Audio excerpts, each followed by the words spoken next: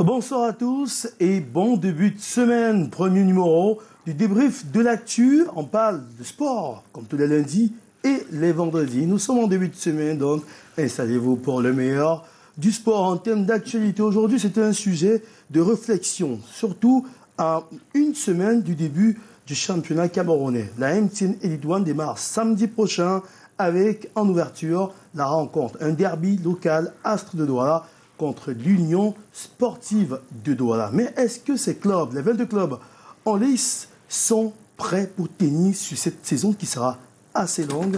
C'est la grosse interrogation du débrief de l'actu ce soir. Et pour en parler, justement un président de club, c'est le président Valérie Ngassa Api, qui est à la tête de l'Union à côté, on va dire vice-président certes, côté du président Ken Mounier, mais il est là pour parler justement des réalités de son club. Bonsoir Valérie.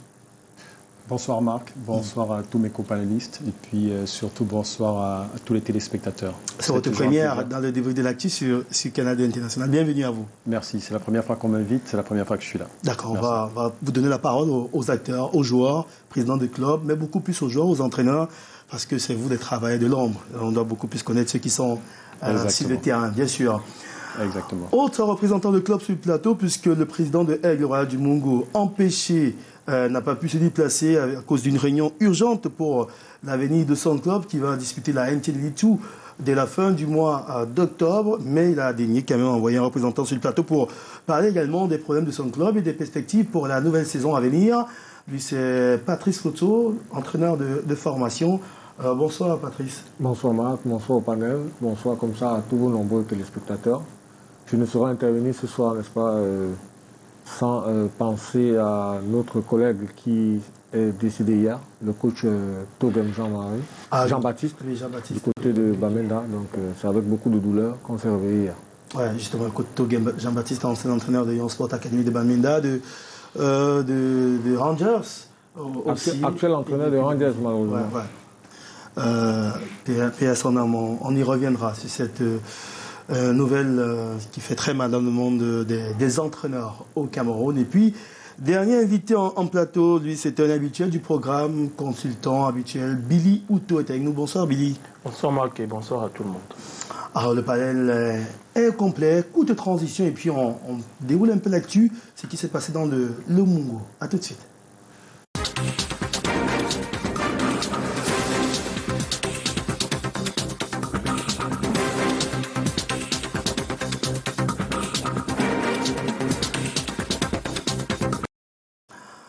Canal 2 International a été primé dans le département du Mungo, région du littoral, comme média qui apporte plus de visibilité au mouvement sportif dans ce département-là, avec son correspondant fétiche que vous connaissez très bien, Luciano Doudou Djakou, et toute son équipe du côté du Mungo, Loum, Konsamba, coach Patrice Foto, vous le connaissez forcément.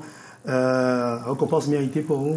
Absolument, donc c'est un homme du terrain, donc il a toujours été à côté des différents acteurs, la raison pour laquelle vous allez constater que tous les acteurs du football, donc c'est mon sport, le connaissent parfaitement parce qu'il est toujours aux aguets, il est toujours à côté pour, n'est-ce pas, tirer le meilleur de ce qu'il y a, n'est-ce pas, dans les équipes. Ouais, d'autres acteurs ont été également primés dans la presse du côté du Mungo. On va écouter en quelques mots celui qu'on n'a pas l'habitude d'écouter, qui est toujours derrière la caméra, Luciano Doudou Djakou.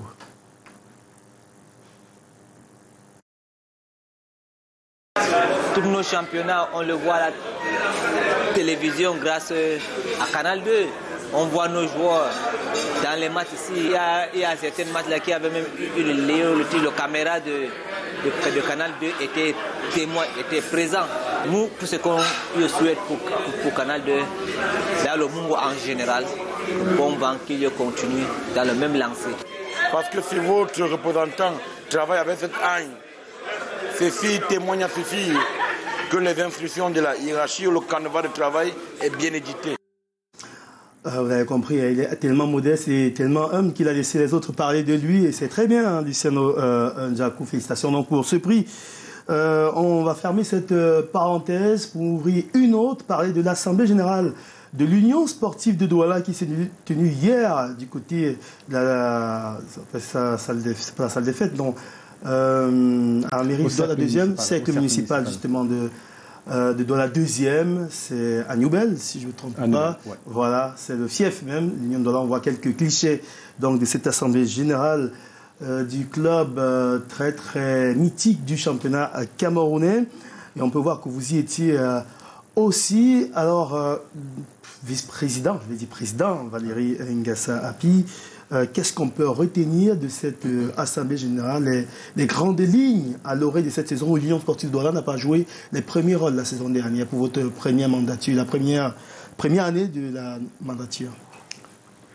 Je ne dirais pas qu'on n'a pas joué les premiers rôles, mais bon, vous savez, nous on sort de loin.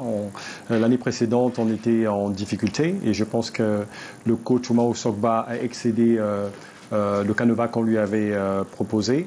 Et c'est l'occasion pour moi de l'en féliciter. Mais pour revenir directement à l'Assemblée générale qui s'est tenue dimanche, je tiens à féliciter tous les membres sympathisants d'Union sportive de Douala de s'être mobilisés. C'était une belle fête. Vous savez, le plus important, c'est que c'est le calme qui a régné, c'est la cohésion qui a régné. Et puis, on regarde tous vers la même direction. Donc, je tiens à féliciter tout le monde. Ça s'est très bien passé. On souhaite que tout le monde se mobilise dorénavant pour supporter l'équipe. D'accord. Alors, on parle du budget du club. Allons directement sur ce qui est très important. On parle du budget du club. Union de Douala s'est fixé comme budget près de 187 millions de francs CFA, si j'ai bien lu les résolutions au terme de cette assemblée générale-là. Comment est-ce que l'Union de Douala va réussir à rentabiliser tout ça, à rentrer dans ce budget pour la saison à venir? Oui, le budget de l'Union sportive de Douala est prévisionnel et de 187 millions de francs CFA. Bon, évidemment, nous avons quelques sponsors. Nous avons en prévision 48 millions de francs de la Fédération camerounaise de football.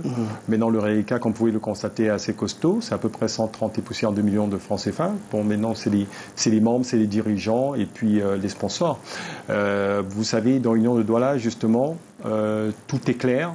Nous avons détaillé pendant l'Assemblée exactement d'où devaient venir ces fonds. En l'occurrence, 25 millions de francs pour les transferts des joueurs. Tout est détaillé, donc on espère effectivement que chacun jouera son rôle et qu'on pourra atteindre ce budget-là. Mais en général, quand on fait un budget prévisionnel dans l'Union de Douala, on le respecte à l'instar de l'année passée. Le budget prévisionnel a été dépassé et nous avons subvenu à tous nos engagements. Justement, on parle de cette saison. La question elle est bien posée. Est-ce que les clubs vont tenir, tout simplement parce que la saison dernière, justement, était une saison assez expéditive. Elle tenait sur 3-4 mois, mais là, on va aller sur 7-8 mois, comme ça se fait généralement, même s'il y a une interruption due à la Coupe du Monde à venir. 187 millions pour vous, quand vous tenez compte de l'effectif, des dépenses du club, même si c'est un budget prévisionnel, est-ce que ça couvre tout cela, si vous réussissez à avoir toute la somme complète?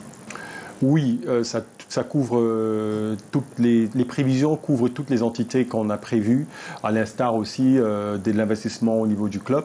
Bon, déjà depuis l'année passée, tous nos joueurs sont logés.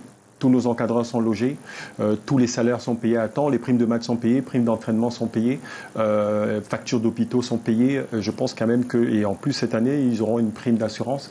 Donc je pense quand même que nous tenons à nos engagements. Justement, c'est pour ça que le budget a été augmenté de plus de 50 millions de francs entre l'année passée et cette année. Maintenant, le plus dur, c'est de réunir cette somme pour pouvoir subvenir à tous ces besoins-là. Mais je pense quand même qu'on tend vers un professionnalisme clair dans l'Union de Douala. C'est pas juste un budget prévisionnel comme on voit souvent dans certains clubs qui est gonflé mais qui n'est pas réalisé. Je pense qu'on va le réaliser. Justement, on est encore dans ce qui est prévisionnel, Billy Houto, mais généralement, c'est ce qui se fait dans les assemblées générales des clubs, puisque c'est la danse des assemblées générales en veille de saison, l'assemblée, d'autres clubs ont fait des assemblées il y a quelques jours, les derniers vont le faire cette semaine avant le début du championnat. On parle toujours de budget prévisionnel, mais généralement on ne sait pas combien il y a déjà en caisse pour pouvoir entamer la saison, pour savoir si au moins sur 4-5 mois, le club peut déjà tenir en attendant que la subvention arrive, que les transferts peut-être qui ont été effectués retombent dans les caisses, et les cotisations des membres et tout cela. Est-ce que ça peut être vraiment un projet viable pour les clubs camerounais? Bon, je dirais ici que pour certains clubs, pas pour tous les clubs, parce que nous savons un peu comment ça se passe. Excusez-moi, j'ai un petit chat à la gorge. Donc du coup, c'est pas très évident. C'est pour ça qu'on parle de budget prévisionnel. Vous faites des prévisions. Nous savons tous qu'un budget, c'est l'ensemble des recettes et des dépenses. Donc les recettes, vous ne pouvez pas réellement les prévoir. Peut-être pour l'Union de Douala, on sait qu'on va faire beaucoup d'entrées à Douala. Mais pour un club qui n'a pas une très grande assise populaire au niveau de la billetterie, la participation par les ménages, ça ne va pas toujours être évident. Donc c'est pour ça que généralement au cours des AG, il y a des personnes qui font des cotisations séances tenantes. On peut vous dire que 10 millions ont été versés séances tenantes. Derrière, il y a des promesses qui ne sont pas toujours respectées. Et puis après, on vient sur la base des éléments qu'on a sous la main. On essaie de démontrer qu'effectivement, le budget prévisionnel sera définitif au cours de la saison. On va essayer de faire des réaménagements. Et parfois, ça n'arrive pas. Donc, c'est ça la réelle difficulté. Ceci pourquoi? Parce que l'économie du sport chez nous n'est pas bien huilée. Les clubs n'ont pas un très bon modèle économique sur lequel ils s'adossent. Parfois, on tâtonne, parfois, on fait des prévisions. Parfois, ça n'arrive pas. Moi, j'ai entendu le président parler tout à l'heure de 25 millions venant des transferts. Je ne sais pas s'ils ont déjà transféré un jour et que l'indemnité de transfert s'élève à 25 millions. Ou alors, ils prévoient qu'ils vont transférer un jour et cela s'élèvera à 25 millions. Et j'ai aussi parlé tout à l'heure de la billetterie. C'est des données que vous ne maîtrisez pas réellement. Du coup, ça peut vous échapper, ça peut créer quelques décalages au cours de la saison. Mais comme la fédération exigeait qu'il y ait des AG, chose que j'apprécie, c'est pour ça que les clubs sont obligés de déposer des budgets. Et puis, au cours de la saison, ils essaient de voir ce que ça va donner. Quand ça ne donne pas pour certains clubs, je ne dis pas que c'est le cas pour l'Union, on commence à jongler, les charges ne sont pas exécutées, les contrats ne sont pas respectés, les joueurs ne sont pas soignés, et puis ça crée tout ce que ça peut créer. Alors, avant d'entrer en profondeur justement sur la question, Patrice Fotso, vous représentez l'Aigle Royal du Mongo. J'aurais adoré que ce soit le président Adolphe Sequet qui réponde à ma question. Mais vous avez accédé donc en Elite 2, une bonne nouvelle, mais elle vient avec sans doute des difficultés forcément derrière. Alors, comment est-ce que se prépare la saison à venir en Elite 2 dans le club Aigle Royal du Mongo qui a quitté le monde de l'élite il y a plus de 20 ans? Non, disons que il faut être honnête, donc les habitudes vont forcément changer. On a fait pratiquement 24 ans en Ligue régionale. Aujourd'hui, on est passé dans le championnat professionnel. Donc c'est pourquoi en ce moment, toute l'administration s'active tout autour du président Sequet pour pouvoir mettre en place quelque chose de viable qui va pouvoir tenir, le socle qui va pouvoir tenir, n'est-ce pas, le financement de cette équipe. Raison pour laquelle, pour déjà être en conformité avec les modalités données au niveau de la Fédération camerounaise de football, on a une assemblée générale qu'on organise déjà dimanche 16 octobre du côté du Platinum Hotel ici à Bounamou Sadi.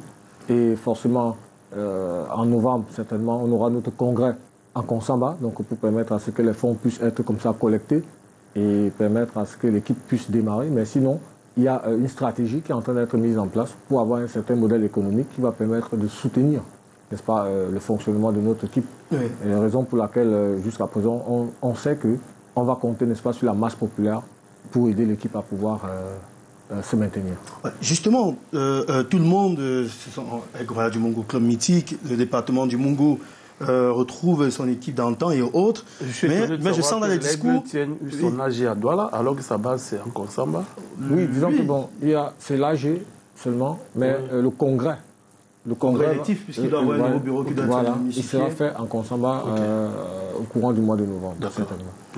Justement, en attendant donc d'avoir cette assemblée générale, comment est-ce que l'Aigle Royal du Mongo réussit donc à gérer les transferts des joueurs, à étoffer son effectif pour la saison qui démarre fin octobre, je crois le 29 octobre, si je ne me trompe pas. Comment est-ce que vous faites pour signer les joueurs? Où est-ce que vous prenez donc de l'argent?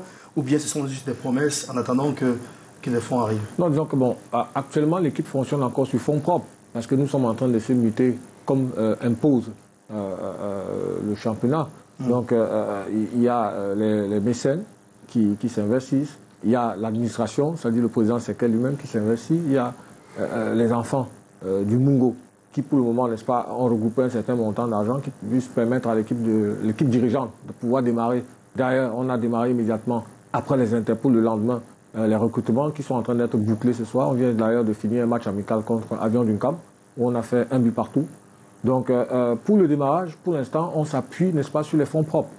Donc en attendant, n'est-ce pas, à partir de l'Assemblée générale et plus tard le Congrès, pour pouvoir avoir une assise économique qui pourra, sur la durée, maintenir le club sur le plan financier. Alors, président Valérie Ngassa, je suppose que lors de votre Assemblée générale d'hier, vous avez fait le bilan de la saison précédente.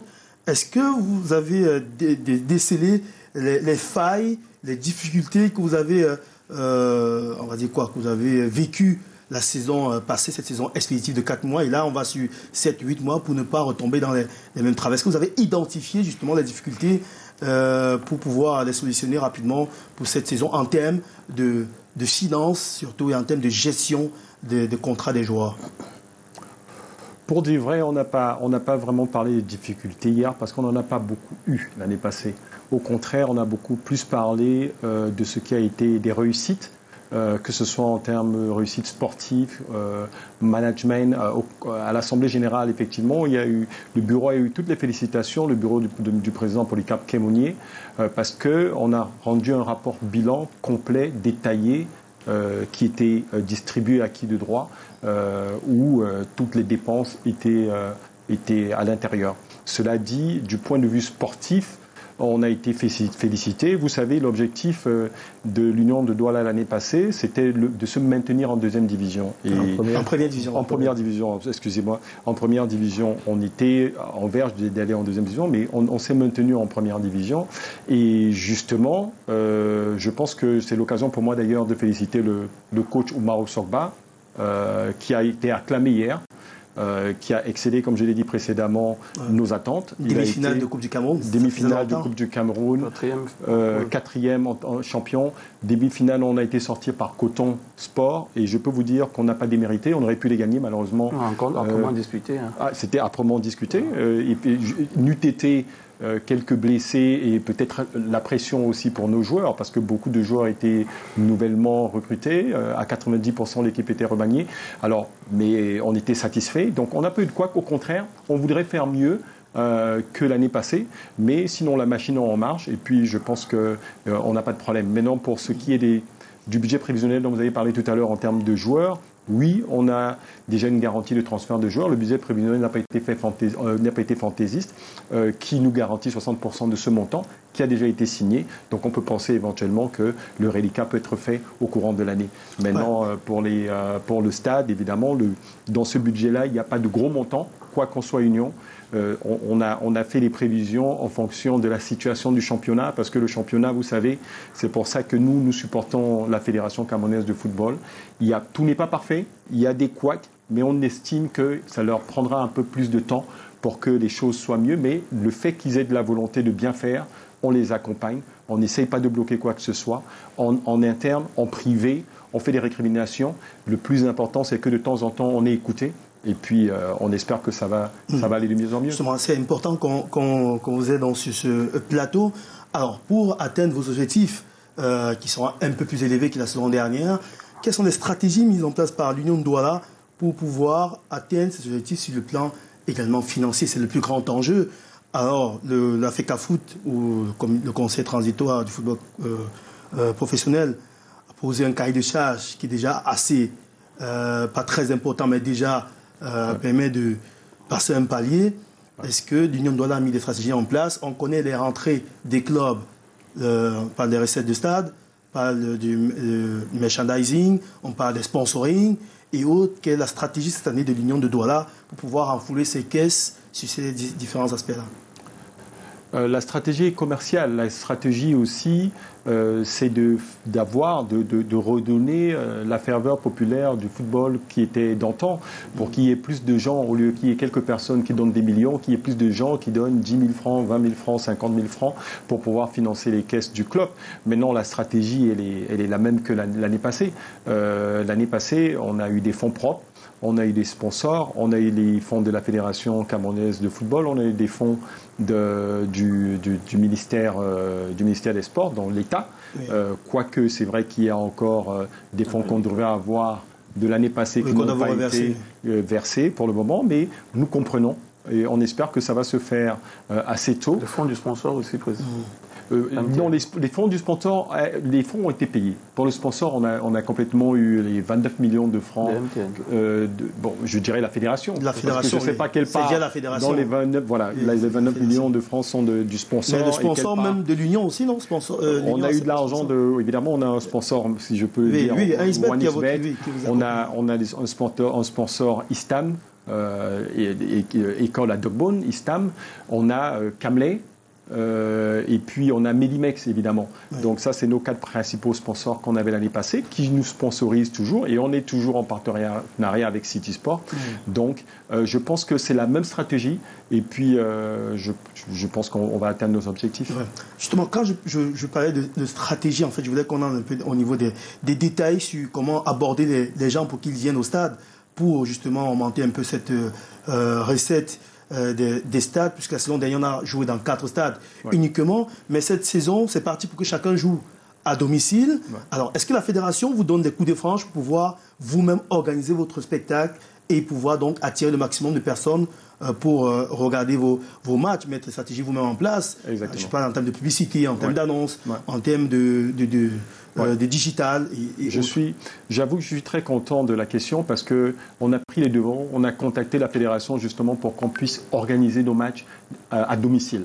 Il est très important que la fédération nous permette d'organiser nos matchs à domicile. Il ne faudrait pas juste que ce soit venir voir un match de foot, quoique c'est le plus important, c'est le principal, mais il faudrait laisser chaque club pouvoir organiser les matchs avec toute la sécurité qui y sied à domicile. Et ça,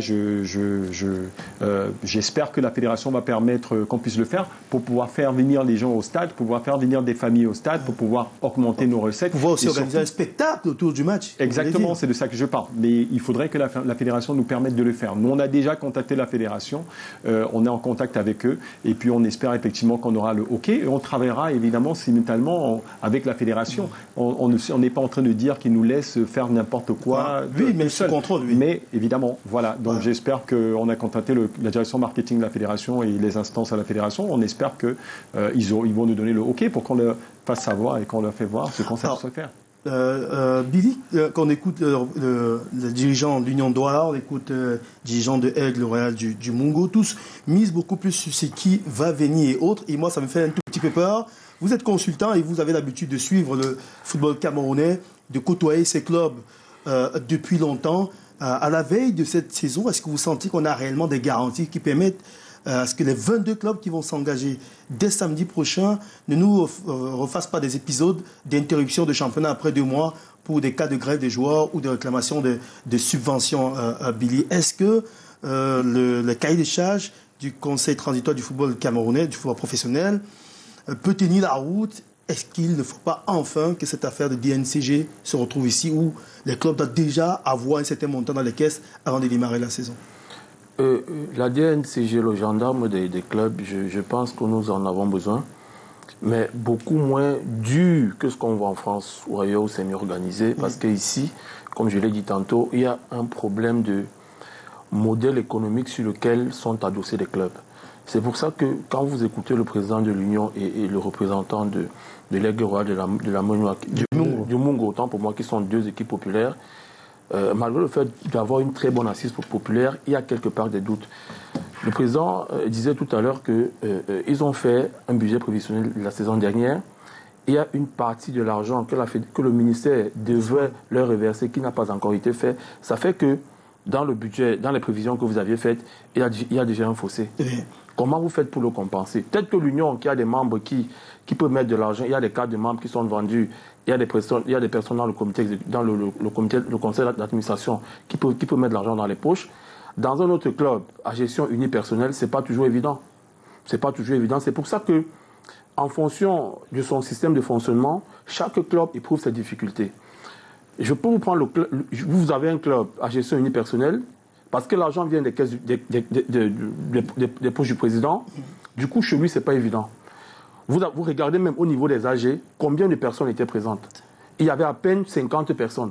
Parce qu'il n'y a pas assez de supporters. S'il vous dit aujourd'hui que je vends des cartes de membres, à l'Union, près de 500 personnes peuvent s'offrir des cartes à 10 000. Mais ce club-là ne peut pas avoir des personnes qui seraient même capables d'acheter des cartes de 25 000.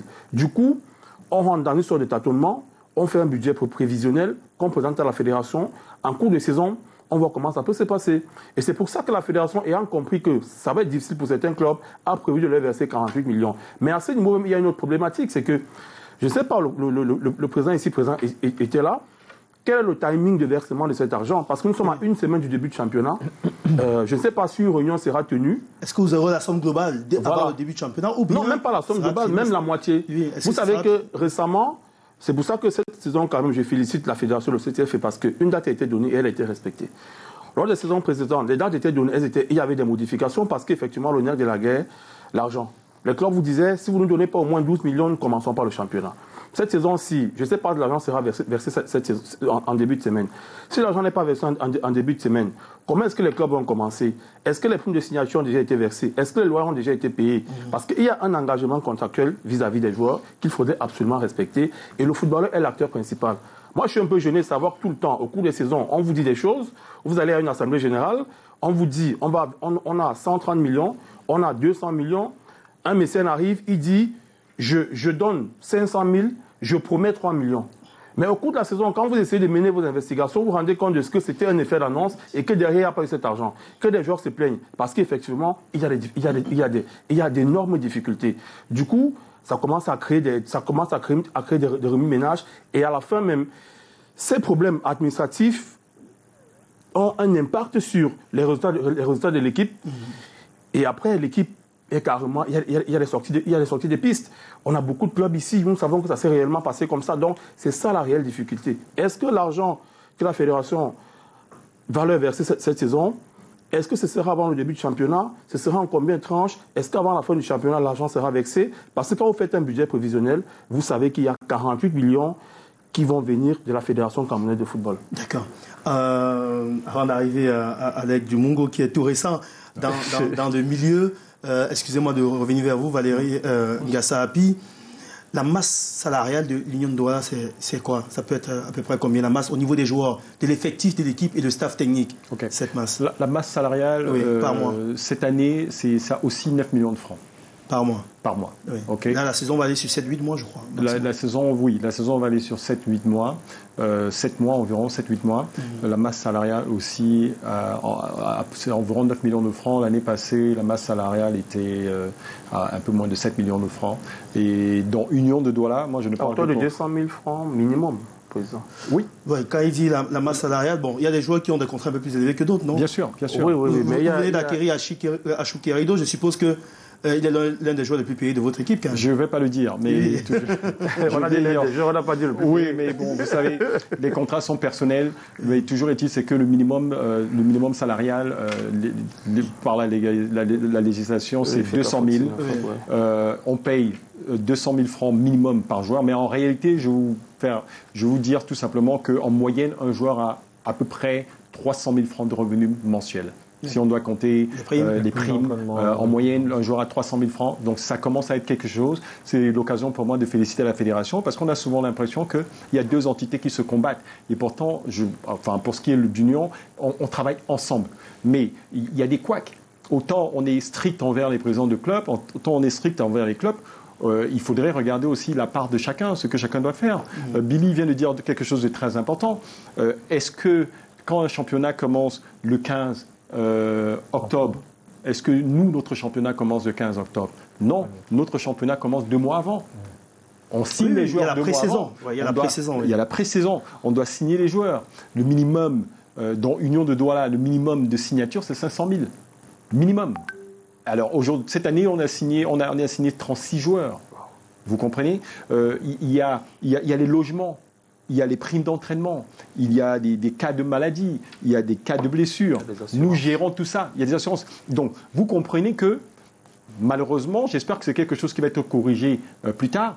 Aujourd'hui, pour le moment, avant de venir ici, je suis passé à la banque, il n'y a rien. Bon, la fédération, le virement n'est pas encore passé. Bon, on nous a promis que le virement devrait être fait, en tout cas fin de semaine passée. Bon, on attend, on est lundi. Vous comprenez? Donc souvent, nous, on travaille avec la fédération autant qu'on puisse leur faire comprendre nos difficultés. Et tout ça, c'est pour les joueurs. Parce que la plupart des présidents de clubs dépensent du bénévolat. Parce qu'on a beau penser que les transferts, il n'y a aucun club qui est bénéficiaire au Cameroun. Je ne sais pas pour Coton, peut-être exceptionnellement, mais il n'y a aucun club. Vous comprenez? Il y a très peu. Et même si... par extraordinaire, vous avez vendu un très bon joueur une année, vous avez passé 5, 6, 7 ans sans en vendre un très bon joueur. Pourquoi je parle précédemment? Parce que le championnat était un championnat qui s'arrêtait tous les 2 mois, tous les 3 mois. En l'occurrence, peut-être parce que la fédération ne versait pas les émoluments à temps. Et pourtant, il faut bien payer les joueurs. Donc, je pense que les choses s'améliorent. Dans l'Union de Douala, nous demandons encore à tous les supporters, parce que j'avais oublié tout à l'heure pour les sources de revenus, que tout le monde achète sa Nassara Card. On a instauré une Nassara Card par saison, toutes les saisons, qui commence à partir de 5 000 francs jusqu'à 100 000 francs, au choix, que tous les supporters achètent leur Nassara Card. Et je crois que c'est quelque chose qui marche. Et je peux déjà annoncer qu'on est en train de mettre des représentations à l'extérieur du Cameroun, dans chaque pays, pour que les supporters puissent acheter leur Nassara Card et financer le club. Voilà, d'accord, on reviendra à vous, à l'Union de Douala tout à l'heure. Alors, Patrice Potso, vous êtes représentant de l'Aigle Royal du Mongo. Vous allez redécouvrir l'élite, pas l'élite que vous avez connue il y a plus de 20 ans. C'est vrai qu'on est toujours un tout petit peu amateur et autres, mais là on tend vers le professionnalisme. En quelque sorte, vous, au niveau de l'effectif, de la masse salariale et autres, quand vous regardez tout cela, le recrutement des joueurs et autres, est-ce que vous vous dites que là on pourra tenir sur la saison et éviter d'avoir des crises qui peuvent plomber le club en plein championnat? Non, disons que bon, peut-être notre masse salariale ne sera pas autant que l'Union naturellement, voilà. Mais sauf que on a bien pensé avant de pouvoir se jeter à l'eau. Donc je pense que ça fait 3 ans que du côté du Mongo, on a souhaité que l'équipe puisse accéder en élite et on y a pensé. Donc pour l'instant, je ne peux pas encore dévoiler les chiffres parce que c'est après l'Assemblée que vous aurez tous les chiffres. Mais la stratégie, c'est quoi? Justement, vous dites c'est un club populaire, c'est bien beau et autres, mais quelle est la politique que vous mettez en place pour aller vers les populations, vers les ressortissants, mais aussi vers les sympathisants? Il n'y a pas que les ressortissants du Mongo qui supportent Aigle Royal du Mongo. Forcément, c'est un club qui a eu une gloire d'antan. Quelle est la stratégie sur le terrain? Est-ce qu'il y a des caravanes? Est-ce qu'il y a du porte-à-porte? Qu'est-ce qui est concrètement fait? Disons que bon, pour ne pas tout à fait dévoiler tout ce qu'on fait, mais déjà, la première des choses, c'est qu'on utilise des forats. Il y a plusieurs forats qui ont été créés. Sur WhatsApp? Sur WhatsApp, sur Instagram et tout. Donc il faut que vous compreniez une chose, c'est que la plupart, n'est-ce pas, des gros supporters de notre équipe sont soit à la diaspora, soit éparpillés un peu partout dans le Cameroun. Donc du coup, un peu comme l'Union, nous avons également des cartes de membres qui sont en circulation, donc qui existent depuis 3 années et qui, cette année, j'espère, vont, n'est-ce pas, se vendre comme des bouts de pain parce que l'équipe en a besoin.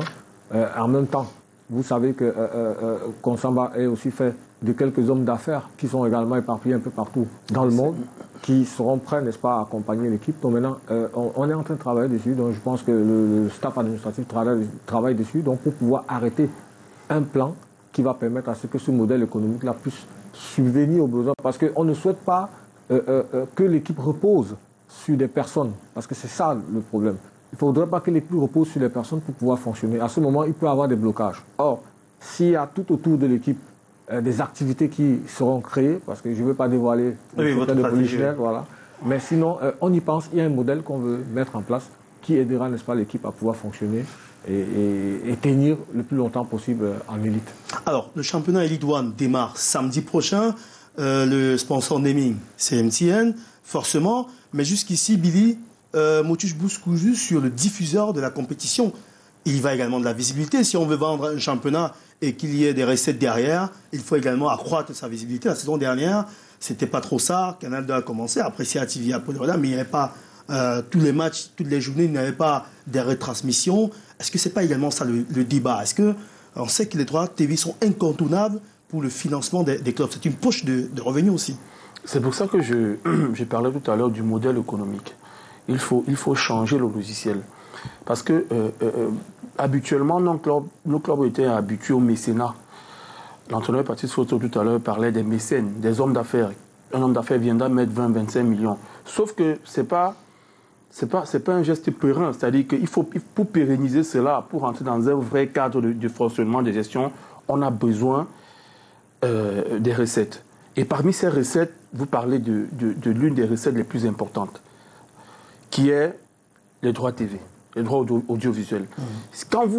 Si un championnat n'est pas diffusé, comment vous faites pour le vendre et comment vous faites pour attirer des sponsors alors que vous en avez cruellement besoin?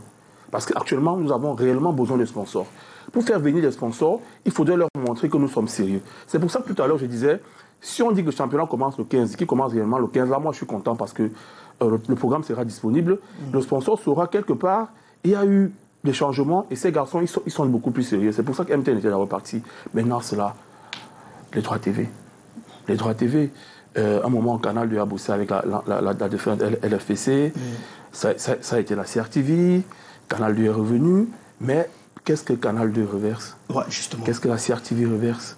Au niveau de la fédération, quels sont les mécanismes qui sont mis sur pied pour pouvoir attirer un sponsor pour les droits TV qui diffusera le championnat? On n'est pas toujours obligé d'avoir un sponsor qui vient du Cameroun. Ah oui. En Côte d'Ivoire, on a un sponsor qui vient de la chaîne cryptée. Oui, c'est comme ça. Donc, quand vous avez de véritables outils, parce qu'aujourd'hui, avant, les championnats se jouaient sur la terre battue. Aujourd'hui, ils se jouent sur du gazon. Ça, c'est un élément très important. C'est pour ça que nous disons que la CAN nous a apporté beaucoup de choses. Maintenant qu'ils se jouent sur du gazon et qu'il y a des gens dans les stades, après, à cela, il faudrait aussi une garantie, c'est-à-dire que le spectacle doit être attrayant. Oui. Bon, c'est vrai, il y a des clubs, on peut, par exemple, calquer le modèle d'organisation des playoffs. Les stades étaient pleins. OK? Vous présentez cela à un diffuseur, vous lui dites, voilà ce que nous vous présentons, nous avons des joueurs de qualité. Coton Sport est, j'espère, après 1-1, sera probablement qualifié pour la phase du pool de la Ligue des Champions. Ça, c'est un élément que vous posez sur la table. OK? Maintenant aussi, il y a d'autres stratégies. Votre sélection nationale, vous prenez peut-être 3 joueurs que vous amenez. La FIFA vous dit 26 joueurs. Ça veut dire que le 4e gardien va pour ne pas jouer. Vous prenez un gardien du championnat, vous lui dites, nous avons un bon championnat. C'est pour ça que les Lions indomptables, Ça va être un peu la vitrine d'apporter un peu le championnat aussi. Oui, c'est comme ça. Donc vous prenez des bons joueurs du championnat, vous les mettez dans le groupe, vous partez avec eux. C'est des outils, il y en a plusieurs que vous mettez sur pied pour vendre l'image de votre championnat. Derrière, un annonceur va venir et dans les budgets prévisionnels, on va prévoir aussi cela. Et du coup, ça va gonfler les enveloppes et les clubs auront moins de difficultés. Derrière aussi, les joueurs seront payés. Ouais.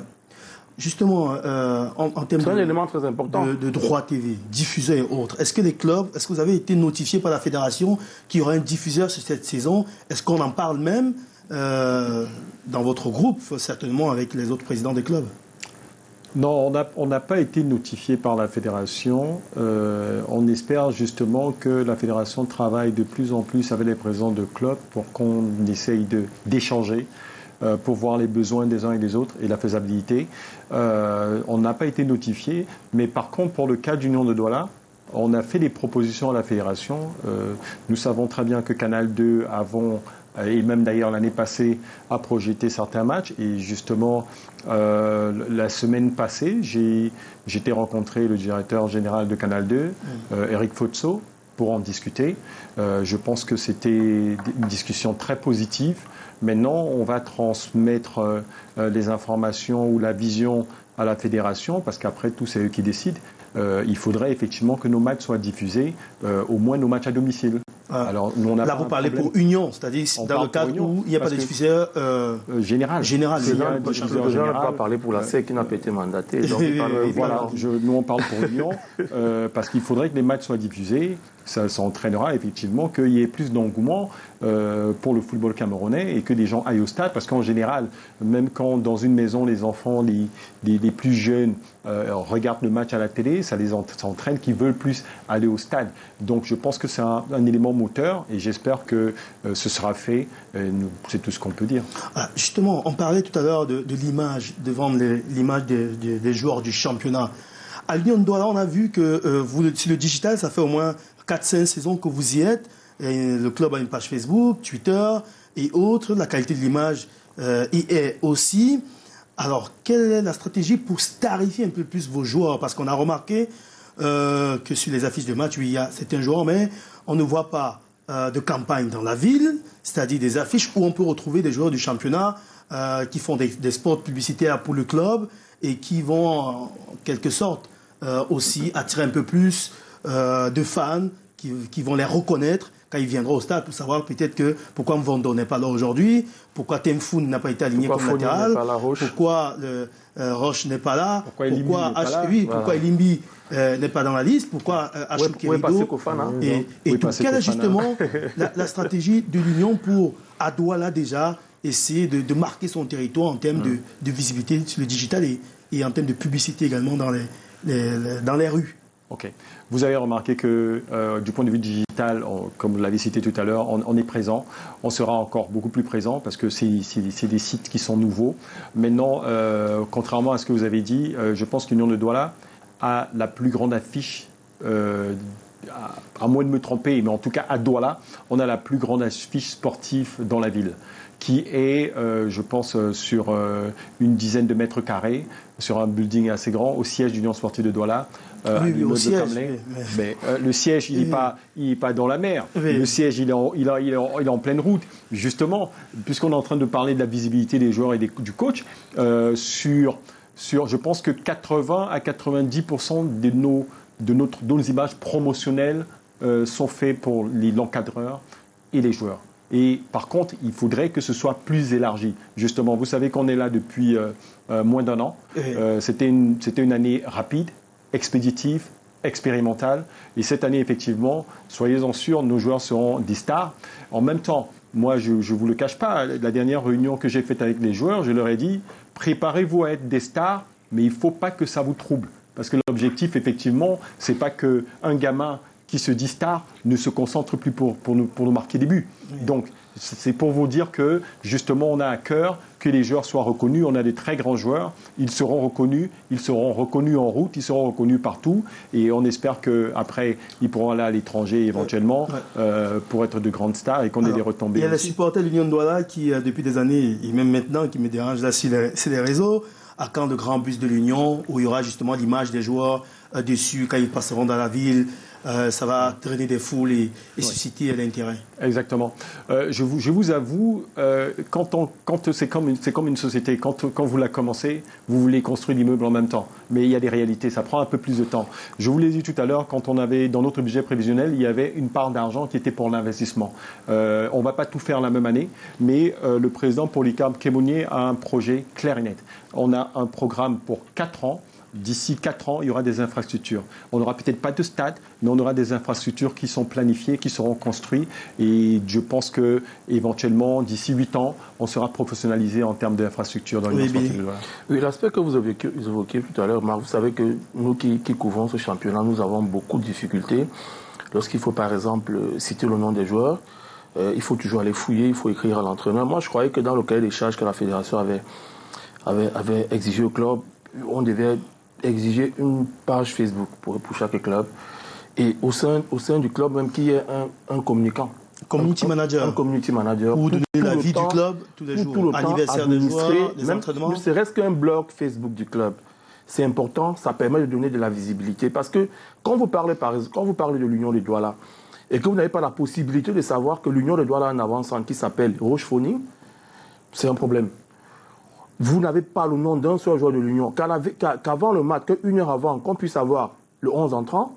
Le groupe déjà, la veille. Le groupe la veille, le 11 entrant, et qu'on ait le nom des buteurs. Ça fera aussi qu'au niveau des médias qui vont relayer l'information, ils auront beaucoup plus d'informations. Parce que quand on est campé à parler du président, des présidents de clubs, c'est eux qui sont les stars. En fait, ça ne devrait pas être eux qui sont des stars. Ça doit être les joueurs. C'est pour ça que je croyais que la fédération allait beaucoup plus insister là-dessus. Nous allons au stade. Parfois, nous avons du mal à avoir des feuilles de match. Ouais. Or, si quelqu'un vient pour une radio et qui vient faire un reportage et qui ne sait même, il va vous dire le dossard numéro 8, mais quand vous écoutez, ça date de l'époque de Mathusalem. Du coup, il arrête d'écouter. Je pense que c'est un élément aussi important. Quand vous vous appuyez là-dessus, le reste, ça va venir. Mieux représenter le club, savoir comment vendre l'image du club, même pour celui qui est... Parce que celui qui pèse en Nassara Card, qui est par exemple à Montréal au Canada, il voudrait savoir quel est le joueur de l'Union. C'est comme ça. Oui, mais non, mais je pense que, Billy, vous n'êtes pas en train de parler d'Union. Non, je globalise. Parce que les téléspectateurs... Oui, le plus grand nombre de clubs n'ont pas... Voilà, mais les téléspectateurs peuvent penser que c'est l'Union de Douala. Et justement, tout ça, nous, on le fait. Il y a des fiches de match. Une heure avant, nous, dans les groupes des supporters, il y a la communication des 18, ainsi de suite. Ça, c'est fait. Comme, bon, je ne supporte pas Paris, comme dans le Paris Saint-Germain ou alors les autres clubs européens. Nous, on le fait. Donc, je voudrais le préciser. Mais il y a toujours moyen de s'améliorer. La digitalisation. On va s'améliorer. Les dossiers de match, dossiers de presse d'avant-match, comme le canon sportif, il a fait cette saison, où de la première à la journée où vous allez, vous voyez statistiques des Avec les joueurs statistiques. et ceux qui ont joué régulièrement. Donc, pouvaient être à jour. En fait, les médias peuvent être à jour Oui. à la veille d'un match. Mais je voulais aborder un autre aspect, une autre question pour vous. Avant, on a encore 4 minutes avec vous. Alors, les conférences de presse d'avant-match, d'après-match, autour du spectacle. Alors, est-ce que cette saison, la fédération en fait vraiment une bataille, un vrai chantier? Parce qu'on a remarqué justement que le spectacle, oui, il y a le match sur le terrain, mais on ne vend pas l'avant-match. Conférence de presse d'avant-match avec les autres clubs. Comment est-ce que ça va se passer cette saison? Est-ce qu'il y a eu des directives à ce niveau? Il n'y a pas, à mon sens, en tout cas à ma connaissance, il n'y a pas de directive de la part de la fédération. Mais d'un autre côté, je ne pense pas que la fédération devrait tout ordonner. Oui. Il faudrait que nous aussi, nous prenions nos responsabilités. J'aurais souhaité en avoir parlé avant, parce que cette année, justement, on va faire des conférences de presse avant match. Union de Douala, organisée par nous-mêmes. Oui. Donc, vous avec le club, la VSE doit aussi être là. Donc, ça bien je parle que on doit pouvoir avoir les deux clubs. Bien sûr, mais je ne peux parler que sur ce dont je suis sûr. On va organiser des conférences de presse Union de Douala. On va inviter l'adversaire. Et si demain l'adversaire ne se pointe pas, c'est un exemple. Ouais. Il ne faudrait pas dire que, mais au moins. Mais Billy, justement, c'est la chose que c'est l'organisateur qui doit mettre ça en place pour que ce soit une obligation, une contrainte, même au niveau publicitaire. En principe, puisque nous sommes dans une nouvelle ère. Déjà, avant la date du 15, j'espère que tous les clubs se sont arrimés. Mais je sais que ça va être difficile. Parce que la question centrale ici est, est-ce que les clubs sont prêts? Je pense que tous les clubs ne sont pas prêts. Parce que même déjà, le cahier des charges, je ne pense pas que tous les clubs vont respecter ce cahier des charges. Je parlais d'assouplissement, mais je dis aussi qu'il faut être dû quelque part. Parce qu'on a une ligue, on a eu LFC, avec laquelle nous avons passé 10 ans. Tout le temps, on nous brandissait la tolérance administrative. Et c'est cela qui nous a rendu au niveau où nous sommes. Donc, si la fédération a demandé que les clubs remplissent un cahier des charges, il faudrait qu'elle aussi, qu'elle ait un droit de regard là-dessus et qu'elle ait de la chicotte. Oui. La chicotte. On a entendu Etelo dire au président du CTFP d'être dur avec ses pairs. Non, il faut être dur, Marc. Si on veut grandir, si on ne veut plus qu'on se retrouve ici en train de faire des débats les joueurs qui font 5 mois sans être payés, les joueurs qui dorment à la belle étoile, les joueurs qui ne parviennent pas à manger à la veille des rencontres, il faudrait que la fédération soit dure. C'est pour ça que je vais parler de nouvelle ère, nouvelle méthode. Il y a un cahier des charges.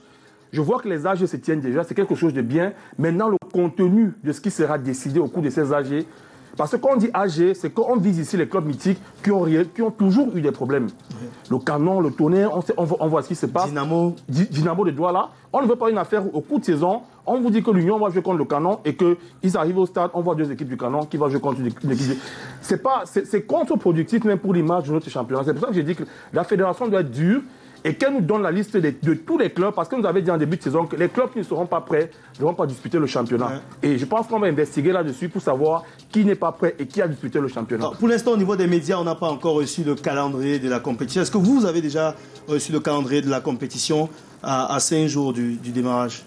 Oui, on a reçu le calendrier de la compétition. Nous, on a le calendrier de la compétition.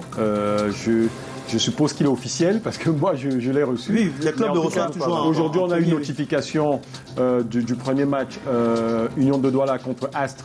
Il faut qu'on en parle samedi. Le premier match du championnat, Union de Douala contre Astre. J'invite d'ailleurs tous les téléspectateurs et les sympathisants d'Union Sportive de Douala d'être au stade pour supporter leur équipe.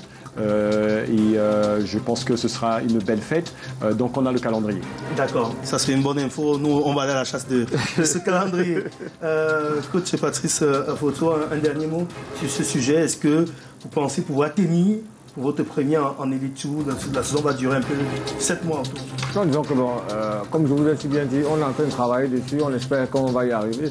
Donc, par exemple, le marché de la digitalisation. Il faut y arriver, coach. Il n'y a pas d'espérance. Par exemple, le marché de la digitalisation, nous, on l'a attaqué depuis 2019. Par exemple, on a une page Facebook sur laquelle vous pouvez tout voir. Tous ceux qui sont à l'extérieur voient tous les rencontres de l'aide qui sont retransmis en streaming. Donc, je pense que tu le sais, Marc. Ouais. Donc, on essaie de travailler et on pense qu'avec l'aide de tous les enfants du Mungo, on y arrivera. D'accord. Allez, merci à tous de nous avoir suivis ce soir. Merci, coach Patrice Afoto. Merci, président Valérie Ngassa, vice-président de l'Union Sportive de Douala. On espère vous avoir encore de temps en temps pour parler justement du développement du football camerounais et surtout ouvrir la porte aux médias pour vendre un peu plus vos clubs et la vie des joueurs. Merci à tous.